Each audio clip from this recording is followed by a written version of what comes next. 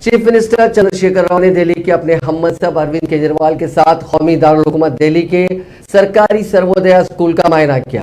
Chief minister के हमरा लोकसभा में टीआरएस पार्टी के लीडर नमा नागेश्वर राव, अर्कान पार्लियामेंट संतोष कुमार, रंजीत रेड्डी, रियासती वजीर वी प्रसाद रेड्डी और उपने असेंबली डॉक्टर के आनंद और दूसरे मौजूद थे।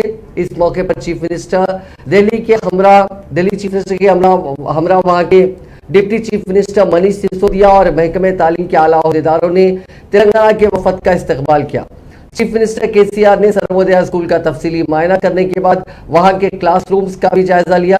बाद दिल्ली के चीफ मिनिस्टर अरविंद केजरीवाल और deputy chief minister Manish Sisodia ने तेलंगाना के वफद को दिल्ली के सरकारी स्कूलों की कारकर्दगी, महकमे तालीम में लाए गए असलाहत, स्कूली निसाब और तालीम से मुतालिक दीगर सरगर्मियों पर पावर पॉइंट प्रेजेंटेशन दिया। चीफ मिनिस्टर केसीआर ने दिल्ली के स्कूलों की कारकर्दगी की सताइश की।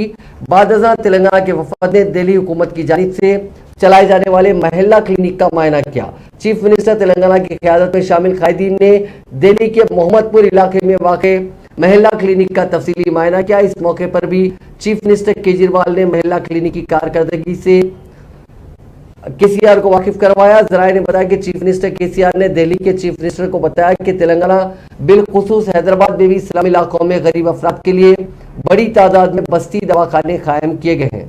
आज अरविंद केजरीवाल के अलावा केसीआर ने समाजवादी पार्टी के सरबराह अखिलेश यादव से भी मुलाकात की।